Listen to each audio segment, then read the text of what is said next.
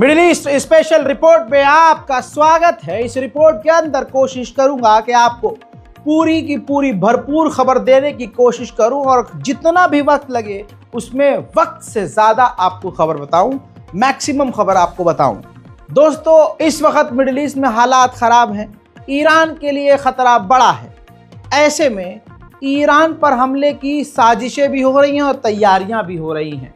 Iran की air force ये बात बिल्कुल क्लियर कट है कि कमज़ोर है, लेकिन उनकी हिम्मत है कि आज वो इजराइल और अमेरिका से पंगा खुला ले रहे हैं। ऐसे में ईरान को पता है कि अगर हवाई हमला इजराइल करता है और F-35 का इस्तेमाल अमेरिका और इजराइल करके ईरान पर स्ट्राइक करते हैं तो ईरान कुछ नहीं कर पाएगा। ऐसे में रशिया से Su-35 ऑलरेडी ईरान ले चुका है और उसकी ट्रेनिंग भी कर चुका है और इस वक्त काफ़ी भौकाल से उसकी तैयारी भी कर रहा है और पूरी ट्रेनिंग कर चुका है। Su-35 भारी मात्रा में रूस से ले तो चुका है ईरान, लेकिन अभी भी ईरान को शांति नहीं है। ईरान को तलब है, चाहत है अब चाइना के एडवांस JF-17 की। जी हाँ, JF-17 वही फाइटर जेट है जिसे पाकिस्तान और चाइना ने मिलकर बनाया है। हालांकि ये काफ़ी एडवांस तो नहीं है, लेकिन JF-17 की चाहत रखता है ईरान। लेकिन इससे पहले बता दूं कि ईरान चाइना से JF-17 अब मांग रहा है। इससे पहले चाइना से Iran J-10C advance fighter jet मांग रहा था और चाइना ने झटका दिया था ईरान को और कह दिया था कि हमें नकद पैसा चाहिए, पहले एडवांस दो भाई, तब हमको आपको J-10C अपना फाइटर जेट देंगे एडवांस पैसा देने पर। ईरान ने कहा था कि हम पैसे में नहीं, हम इसके बदले आपको तेल देंगे, तो चीन ने मना कर दिया। अब फिर से ईरान ने दूसरे फाइटर जेट JF-17 को मांगा है और ख़रीदने की तैयारी कर रहा है। कहा जा रहा है कि पाकिस्तान और चाइना से ईरान बात भी कर रहा है। साथ ही ईरान के विदेश मंत्री ने कहा कि हम चाहते हैं कि सीरिया में शांति और अमन आए। हम चाहते हैं कि एक बेहतरीन सरकार का वहाँ गठन हो और जिस तरह से इजराइल ने सीरिया में कब्जा किया है, सीरिया से इजराइल बाहर निकले।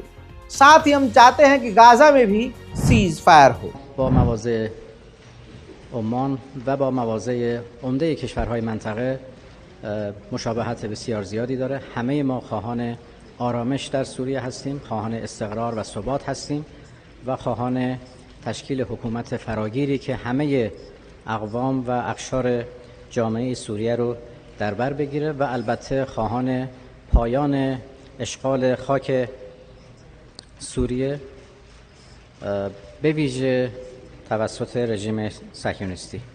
در مورد تحولات یمن هم ما تبادل نظر داشتیم. उधर ओमान के विदेश मंत्री ईरान पहुंचे हैं। ईरान और ओमान अपने रिश्ते मजबूत कर रहे हैं। पहल ईरान की तरफ से की जा रही है। ईरान तमाम अरब देशों से हालात को देखते हुए हाथ मिला रहा है। हजरात, इस व्यक्ति को, यहूदी व्यक्ति को ध्यान से देख लीजिए। इजराइल ने इस यहूदी व्यक्ति को इजराइल की ज़मीन से गिरफ्तार किया है। इल्ज़ाम इस पर यह है कि ये व्यक्ति ईरान के लिए जासूसी कर रहा था, इजराइल के सेंसिटिव जगहों की तस्वीरें खींचकर ईरान भेज रहा था और इजराइल की ही यहूदियों की गाड़ियों में आग लगा रहा था। उधर कुवैत भी, ये देखिए, सीरिया पहुंच गया है। कुवैत के इंटेलिजेंस हेड पहुंचे हुए हैं। पूरी डेलीगेशन कुवैत की पहुंची हुई है और जोलानी से मुलाकात कर रही है। सीरिया की जोलानी सरकार ने कुवैत से मांग कर दी है कि आप जल्द से जल्द सीरिया के अंदर अपनी एम्बेसी यानी दूतावास खोल लें। वहीं इजराइल सीरिया के माउंट हेरमोन पर साफ नजर आ रहा है। वहां की सरजमीन पर इजराइल के सैनिक एंजॉय भी करते हुए नजर आ रहे हैं। बर्फबारी में ये वीडियो इजराइल की ही फौज ने बनाया है। उधर तुर्की कुर्द के पीछे पड़ा हुआ है। जो तुर्की समर्थक ग्रुप है, मिलिट्री ग्रुप, उसको मोटा नुकसान हुआ है। वो कुर्दिश के ऊपर हमला कर रहे थे, कुर्द के लड़ाकों ने भी पलट कर वार किया।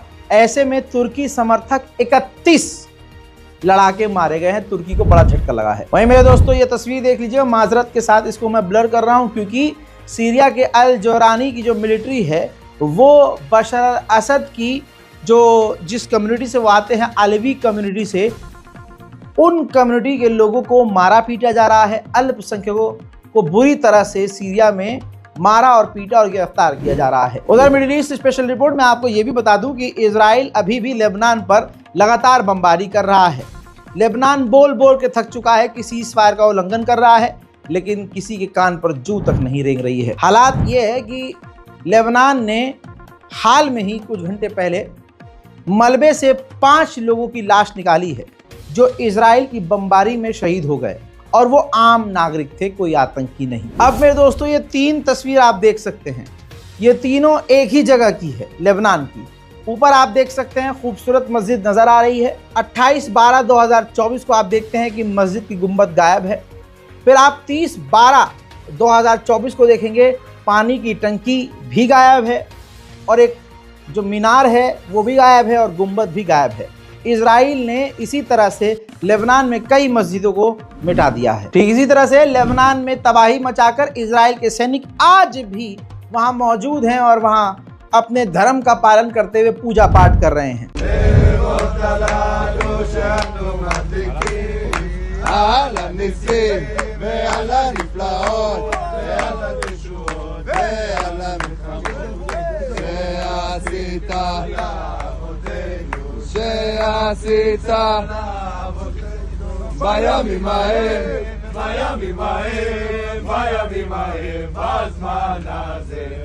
אשר ישלטו היהודים המה ושונאיהם, אשר ישלטו היהודים המה ושונאיהם। हिजबुल्लाह यानी हसन नसरुल्लाह के दूसरे सबसे मजबूत और जो बड़े कमांडर थे, फवाद उनका नाम था, उनकी 4 बीवियां थीं, और कहा जाता है कि चारों से उन्होंने फ़ोन पर निकाह किया था, क्योंकि वो मैदान जंग में अक्सर रहा करते थे, ऑपरेशन पर ही रहा करते थे, और काफ़ी कम समय के लिए छुट्टी पर जाया करते थे। ऐसे में अब कहा जा रहा है कि उनकी बीवियों ने ही दगा किया, जासूसी उनसे ही मोसाद ने करवाई। मोसाद उनकी पर्सनल लाइफ को ट्रेस कर रहा था और उनकी पत्नियों के ज़रिए उनकी जानकारी हासिल कर रहा था, जिसके बाद इजराइल ने उनको निशाना बनाकर कत्ल किया, यानी अपनों ने ही धोखा दिया, जिसके बाद हिजबुल्लाह पूरी तरह से टूटा है। उधर अब यहूदी अखबार अज़रबैजान से भी अब नफरत दिखा रहे हैं। यहूदी अखबार जेरूशलम पोस्ट ने लिखा है कि इजराइल को अज़रबैजान से अपने बेहतरीन रिश्तों पर सोचना चाहिए, क्योंकि दोस्तों अज़रबैजान तुर्की का करीबी है और कहीं ना कहीं इजराइल तुर्की पर भी भरोसा नहीं करता। उधर फिलिस्तीनी सपोर्टर्स ने जो गाड़ियों की बड़ी कंपनी है फोर्ड, उसका ट्विटर हैंडल ये देखिए हैक कर लिया, और all eyes on Gaza, Israel is a terrorist state, free फ़लस्तीन, इस तरह के ट्वीट कर दिए गए। उसके बाद बड़ी जल्दी से इसको जैसे तैसे रिकवर किया गया और इन ट्वीट्स को डिलीट किया गया। नेतन्याहू की सर्जरी तो हो गई है और वो इस वक्त बेड पर हैं, और वो भी अंडरग्राउंड छुपे हुए बेसमेंट में बेड पर हैं। वहीं इजराइल के सैनिक गाजा की सरजमीन पर, जी हाँ, पूजा पाठ करते हुए एक बार फिर से नजर आ रहे हैं।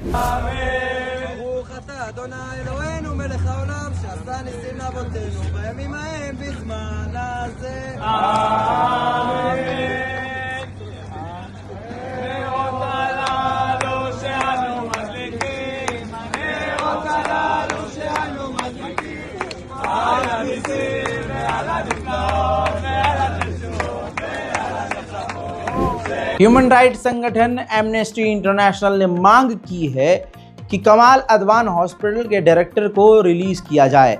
कहा जा रहा है कि इनको गिरफ्तार करके इजराइल के सैनिक जेल ले गए हैं, जहां इन्हें टॉर्चर किया जा रहा है। उधर इजराइल ने जेरूशलम के अंदर एक फिलिस्तीनी परिवार को इतना मजबूर किया कि उसने अपने मकान को मजबूर होकर खुद ही तोड़ दिया। देखिए,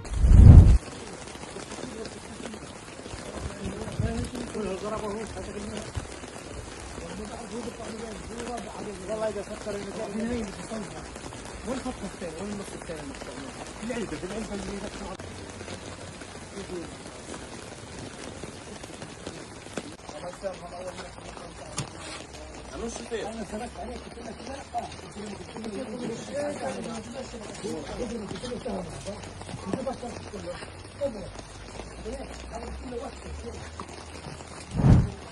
दोस्तों, आइए गाज़ा के अंदर जबलिया के इलाके की एक सैटेलाइट इमेज दिखाता हूँ। ये देखिए, ये एक बसा हुआ शहर हुआ करता था। आज ये खंडर एक सिर्फ और सिर्फ मलबे का एक मैदान नजर आ रहा है। बचे कुचे कमाल अदवान हॉस्पिटल के एरिया को भी ये तस्वीर देख लीजिए। इजराइल के सैनिकों ने आग लगाकर राख कर दिया है कमाल अदवान हॉस्पिटल। एक बड़ा हॉस्पिटल हुआ करता था जो पूरी तरह से नष्ट हो चुका है। उधर इजराइल के सैनिकों ने वेस्ट बैंक में एक फुटबॉल स्टेडियम था, उसको पूरा जेल बना दिया है। वेस्ट बैंक से फिलिस्तीनियों को गिरफ्तार करके उसी स्टेडियम में कैदियों को रखा जा रहा है। उसका जो स्टेडियम है उसका इस्तेमाल जेल की तरह किया जा रहा है।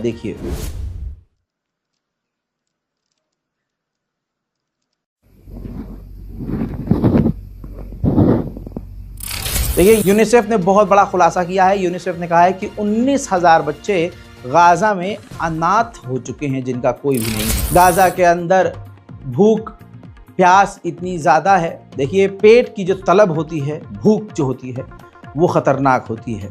गाज़ा के अंदर जहाँ थोड़ा बहुत भी खाना बट रहा है, वहाँ लोगों और बच्चों का इतना हुजूम है कि वो तस्वीर दिमाग में बस जा रही है। देखिए,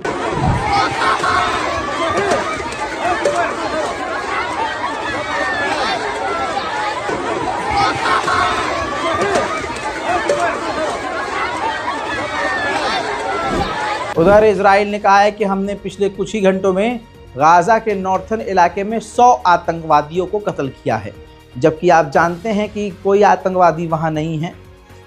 हिजबुल्लाह ख़त्म हो चुका है, हमास पीछे हटा हुआ है।